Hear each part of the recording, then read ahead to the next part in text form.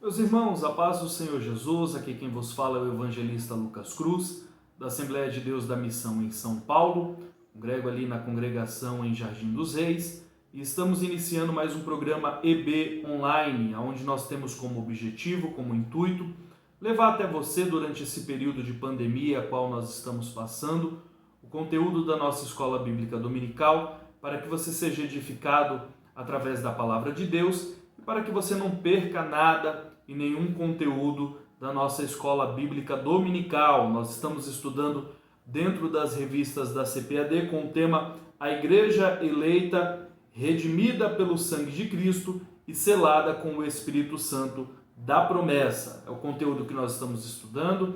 As demais lições anteriores, se você acabou perdendo alguma das lições anteriores, você pode estar vendo aí no YouTube, você tem aí todas as lições. E agora já na lição de número 12 nós estaremos dando continuidade.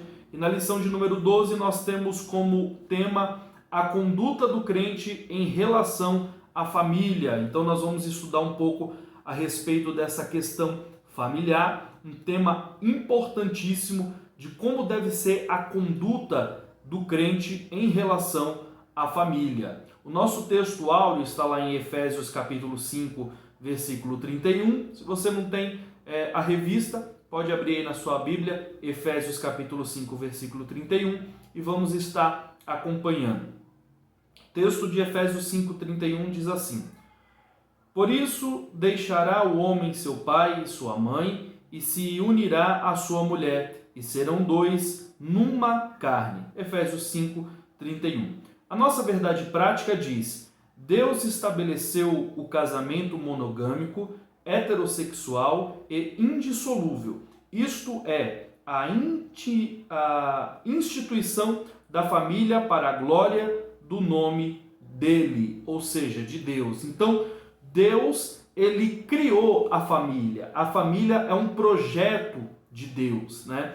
E por isso que Satanás ele tem, de todas as formas, tentado destruir, tentado acabar com as famílias, porque a família ela é um projeto de Deus, é um plano de Deus, né? E Satanás ele tem tentado de todas as formas e de todas as maneiras destruir. Por isso é tão importante essa lição, em meio a tantas coisas que nós vemos acontecer no dia a dia, coisas terríveis acontecendo dentro das famílias. É importantíssimo que nós vejamos dentro da palavra de Deus o que Deus ele nos orienta e ele nos instrui concernente a esse tema, porque é algo arquitetado e projetado por Deus. Amém?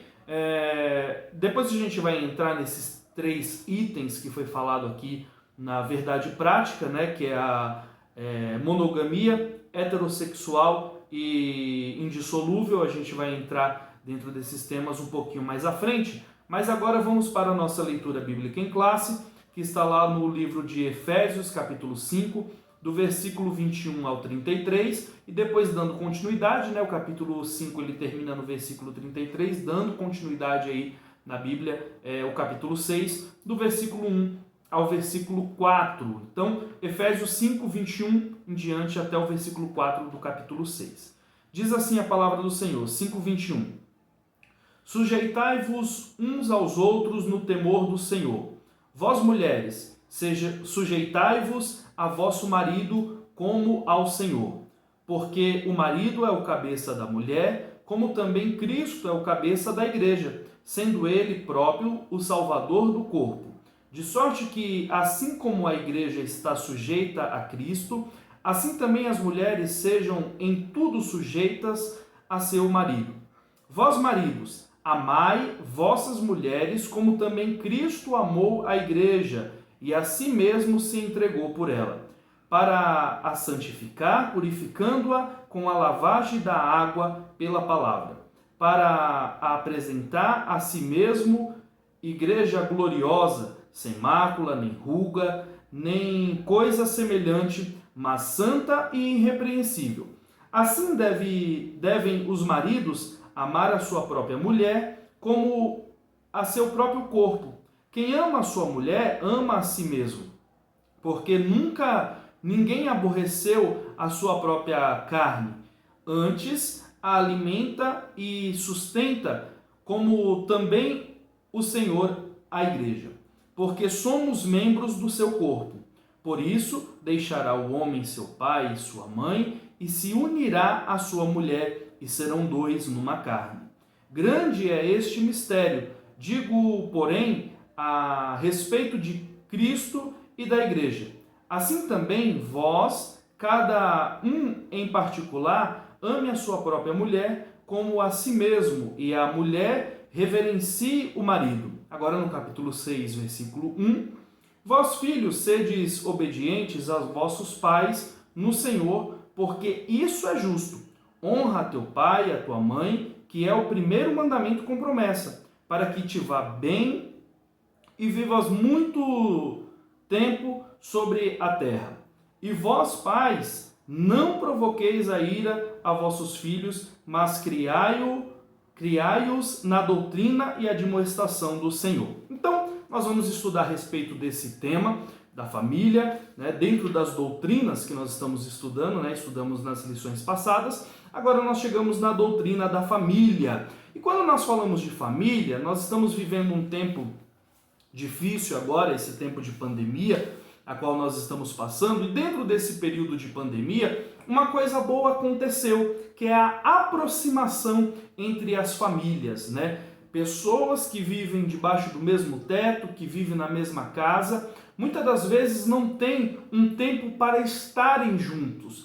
E eu não falo nem da questão coisas de Deus, palavra de Deus, dentro daquilo que Deus ele tem como objetivo para as nossas vidas dentro da nossa família, mas até de proximidade, de estar junto, de conviver.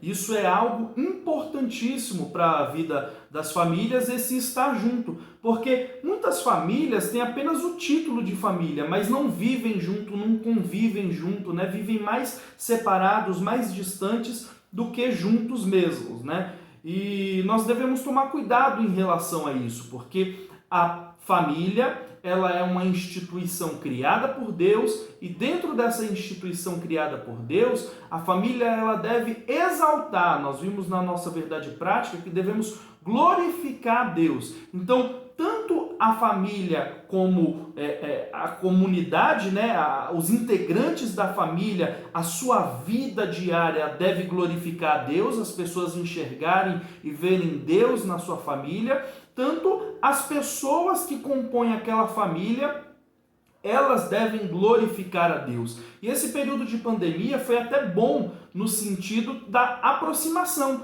Eu vi muitos vídeos, principalmente no Facebook, de famílias fazendo cultos, de pessoas fazendo cultos. Agora diminuiu bastante, Parece que a pandemia foi se estendendo e as pessoas foram meio que se conformando e tem diminuído muito a quantidade, mas no começo teve bastante aí cultos e famílias glorificando a Deus, e é o que Deus quer, que as nossas famílias ela glorifique a Deus, e que esse período a qual nós passamos que venha servir de alerta para que as famílias se aproximem de Deus e, se aproximando de Deus, faça o seu querer e a sua vontade. Então, nós vamos estar estudando a respeito desse tema e já vamos entrar aqui na nossa introdução, que diz assim: na Bíblia, o relacionamento familiar é um projeto divino que pressupõe o matrimônio monogâmico, heterossexual e indissolúvel. Então, aqui nós temos alguns pontos importantes que nós precisamos avaliar.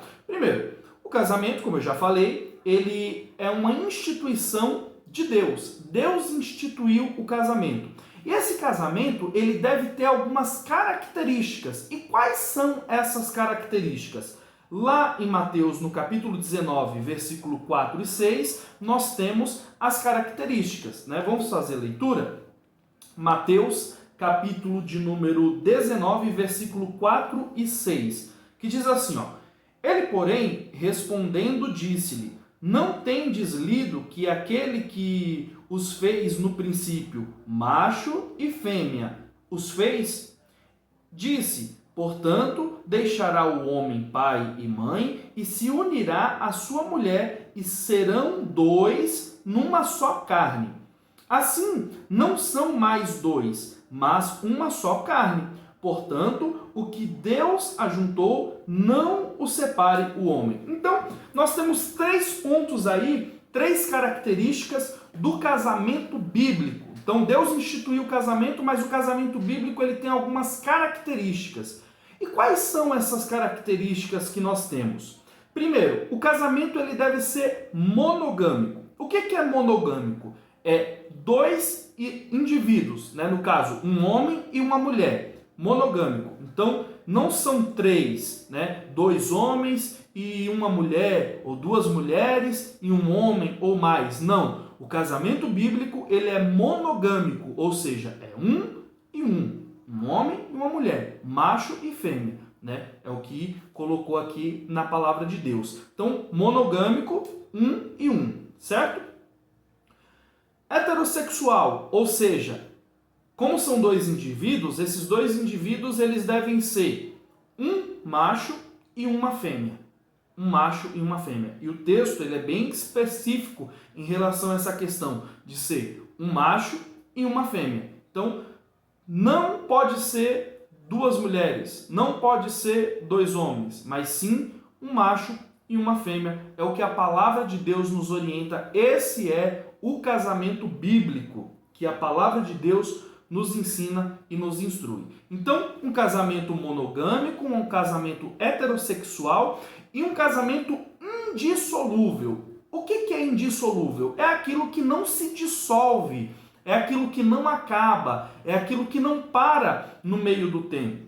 É só você olhar que quando um casamento cristão ele acontece, esse casamento ele é no Senhor. Então, Deus junta essas pessoas através da aliança do matrimônio. Se você vê o objeto simbólico do casamento, que é a aliança propriamente dita, né, essa que nós utilizamos, ela é uma aliança que ela não tem emenda. Você pode procurar e não existe emenda. E é interessante que ela é circular, né, para caber no nosso dedo, e também ela não tem pontas. Você pode ver que ela não tem ponta e ela é contínua, né? Ela começa e termina em si mesmo, mas ela é contínua, não tem fim, né? Ela é infinita.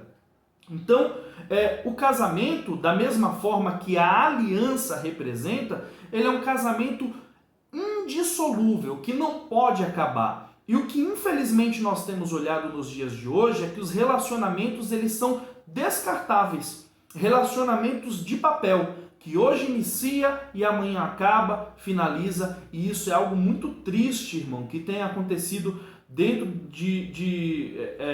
no mundo afora, e infelizmente isso tem chegado dentro das igrejas, né? Infelizmente nós temos visto que dentro das igrejas, infelizmente, alguns casamentos têm se tornado descartáveis. Casamentos aí que dura nem um ano, às vezes pouco mais de um ano, e o casamento já se dissolve, o casamento já acaba, porque não há compreensão, porque não há entendimento da palavra de Deus, irmãos. A palavra de Deus é o que nos orienta, nos instrui. Por isso que a gente sempre fala, irmãos, participe da escola dominical, participe dos cultos de ensino, porque você vai aprender palavra de Deus.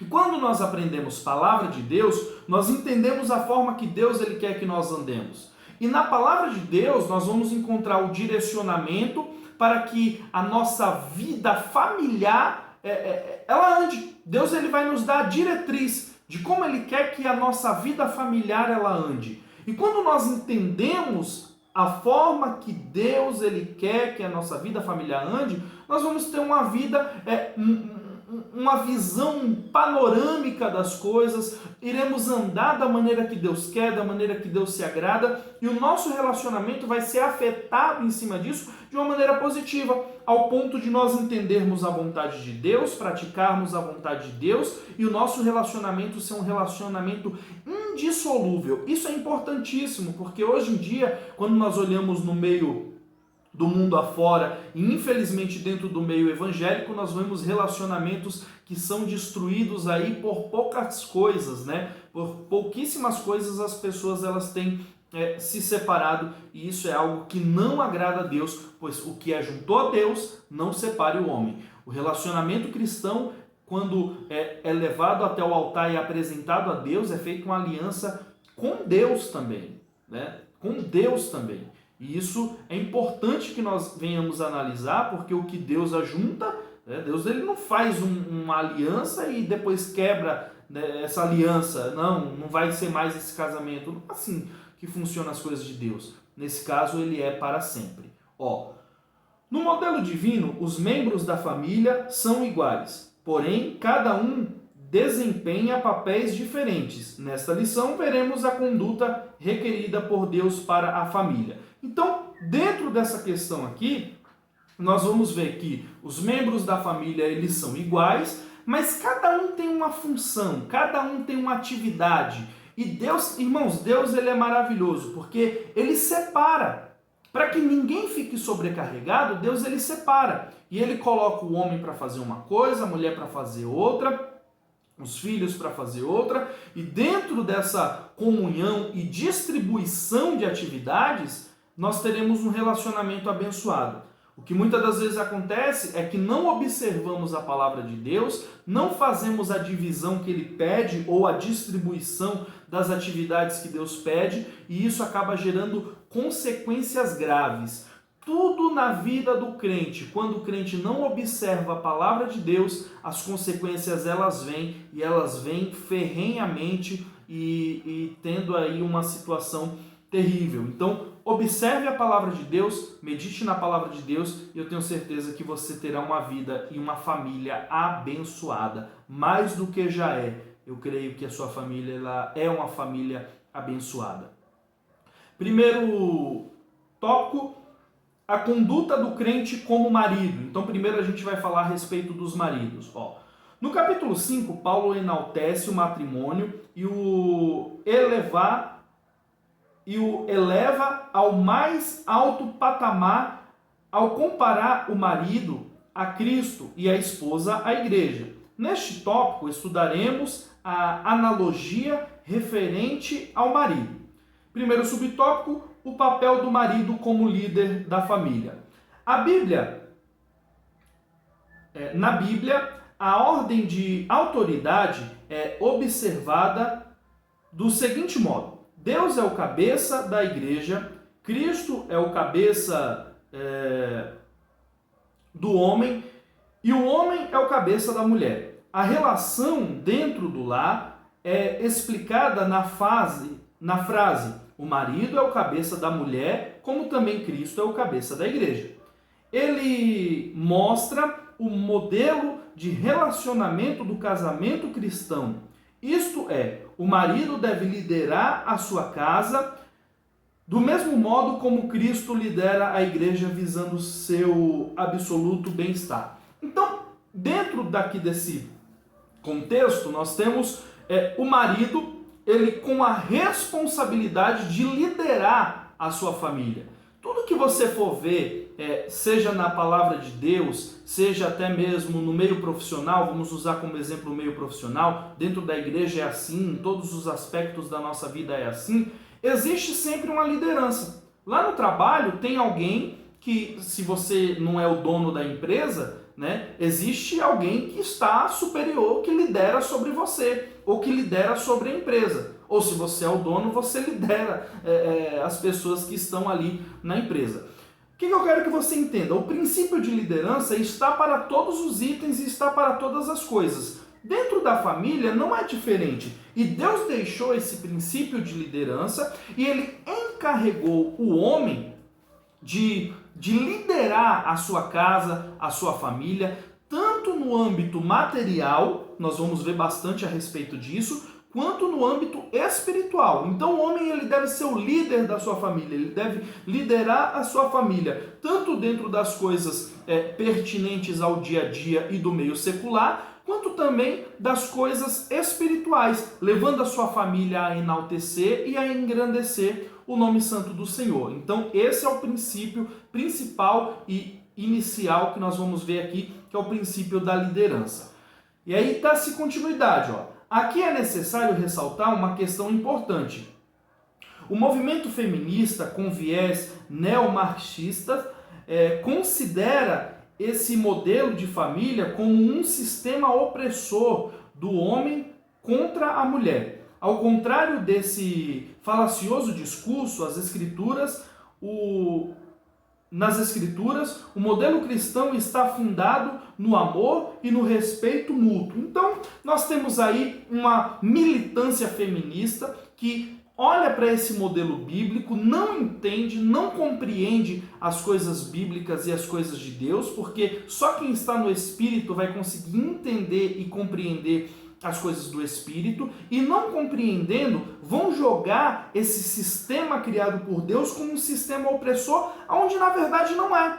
É um sistema que está baseado no amor, na distribuição de funções. Então, dentro da família, Deus dá responsabilidade ao homem para que o homem ele lidere a sua família com amor, com longanimidade, com mansidão, observando a palavra de Deus. Então, olhar a palavra sem entender vai fazer com que essas pessoas aqui, o movimento feminista, entenda o modelo de Cristo de família como um sistema opressor, onde na verdade não é. Submissão, que a gente vai falar daqui a pouco, ou reverência, não é ser escravo, mas é entender o amor, entender a palavra de Deus e fazer conforme a palavra de Deus. No desenrolar da aula nós vamos entender mais um pouco a respeito disso, e essa visão feminista ela será desconstruída, porque não é opressão, é algo que está baseado no amor e na alegria e no prazer de uns para com os outros. É o que a palavra de Deus ela vai nos instruir, nos ensinar.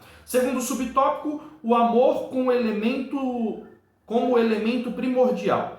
O marido, além de liderar, deve também amar a sua esposa, assim como Cristo amou a igreja. Isso implica a prática de sacrifício, como diz as Escrituras. Cristo amou a igreja e a si mesmo se entregou por ela. O amor de Cristo para com a igreja foi altruísta e incondicional. Assim, a igreja foi atraída para Cristo por meio do amor e não por ameaças ou imposição autoritária.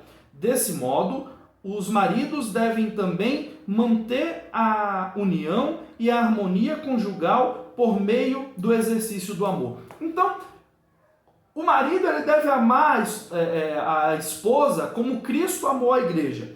Cristo ele amou a igreja tanto, mas tanto, que ele foi capaz de entregar a sua vida, de fazer um sacrifício por causa da sua esposa. Esse sacrifício não é um sacrifício imposto, mas é um sacrifício que foi, como que eu posso dizer, foi voluntário, amoroso, ao ponto de Cristo entregar a sua vida por causa da igreja, porque ele amou ela tanto, mas tanto, que ele entregou a sua vida, que ele morreu por causa dessa igreja. Esse é o princípio desse amor que o marido ele deve ter pela sua esposa. E mais uma vez eu volto a dizer, né? O amor ele é um amor incondicional, independente do que aconteça, ele vai amar essa igreja, e a submissão que a gente vai ver daqui a pouco é uma submissão que é uma alegria e que é um prazer. Só que dentro dessa questão do amor e da liderança do homem, não é uma liderança impositiva. Ele vai liderar porque ele ama. E dentro do amor que ele tem pela esposa,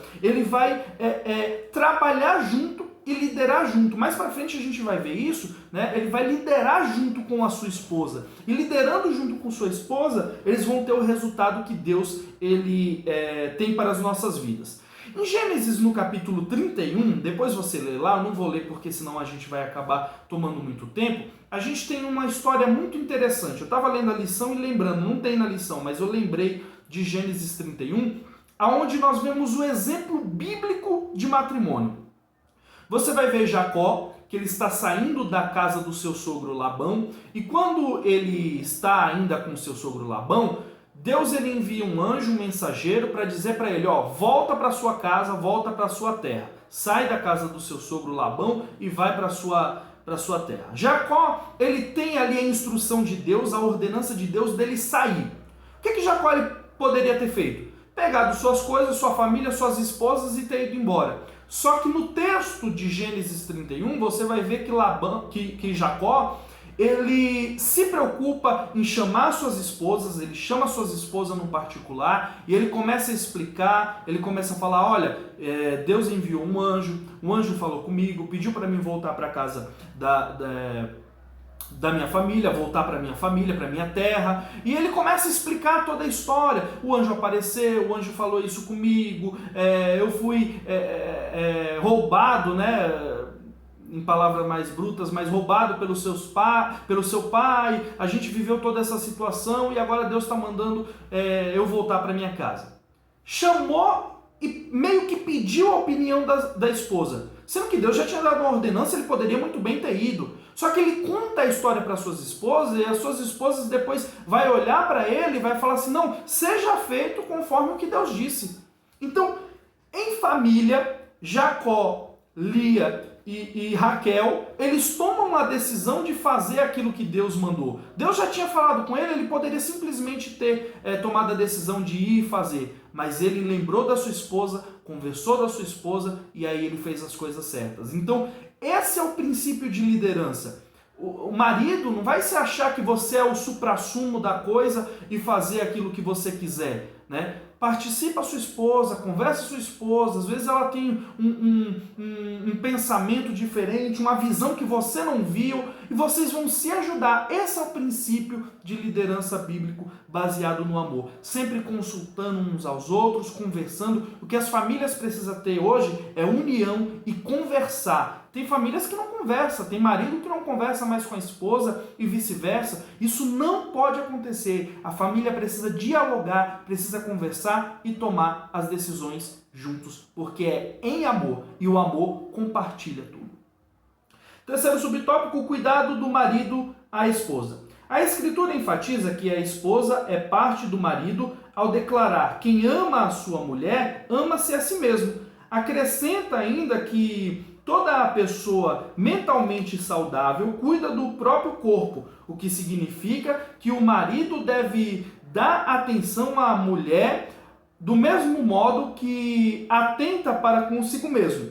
Isso implica proteger a esposa e promover-lhe uma vida digna. Essas ações de cuidado não se limitam apenas às provisões materiais, mas igualmente ao afeto, à consideração e à honra, dentre outras. Tal demonstração de amor deve ser sincera tanto em público quanto em particular, de modo permanente enquanto ambos viverem. Então aqui a gente tem um outro ponto interessante, que é o marido como provedor. Assim como o marido cuida de si, esse marido deve cuidar da sua esposa e do seu lar, porque ele é o líder e o provedor de tudo que essa família ela necessita e ela precisa. Então, esse marido ele tem a responsabilidade de prover todas as coisas. E dentro dessa missão de prover e tratar a sua esposa de uma maneira digna, ele tem ali também o aspecto não apenas material, mas o afeto, a consideração e a honra, ou seja, a parte sentimental. A mulher ela é sentimental e o marido, nós como maridos, né, nós precisamos entender esse lado sentimental da mulher. Tem marido que acha que não, o princípio de Deus é eu liderar, é eu prover as coisas dentro da minha casa e pronto e acabou. Não. Existe um lado da mulher, e eu sempre digo que o casamento só poderia ter vindo da cabeça de Deus. Porque não faz sentido nenhum pegar pessoas completamente diferentes e colocar para viver juntas debaixo de um mesmo teto, né? Mas existe um propósito da parte de Deus. E quando nós olhamos para a palavra de Deus, nós entendemos isso. E a palavra de Deus ela vai nos instruir a amarmos como Cristo amou a igreja e fazer tudo por ela. Não apenas no lado material, mas no lado sentimental. Compreendendo, entendendo, elogiando, presenteando, ajudando, né? Isso é importante. Tem maridos que têm dificuldade com isso. Eu tenho um pouco de dificuldade, então tenho que ficar me policiando sempre.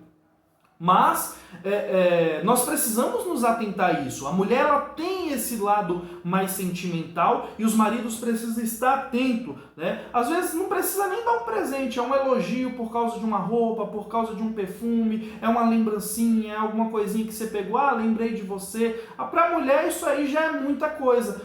E isso está dentro da questão do sentimentalismo, né? do emocional da mulher, que o homem ele precisa estar atento.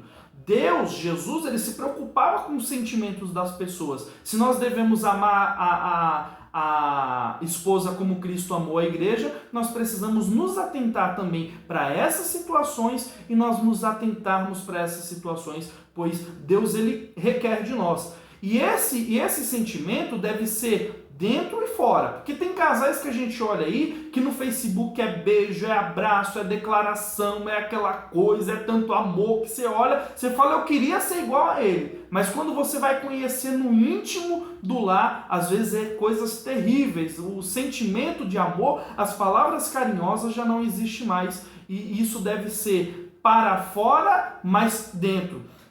O que acontece dentro deve refletir fora. Não é lá fora viver uma capa e dentro de casa o marido ser um ogro. Não, isso não pode acontecer. O que deve ter compreensão e cumplicidade entre os dois. Conversar, dialogar, ter proximidade e aí sim nós temos um relacionamento abençoado. Amém? Nós vamos para a segunda parte. Vá para o próximo vídeo para a segunda parte e nós estaremos dando continuidade. Amém?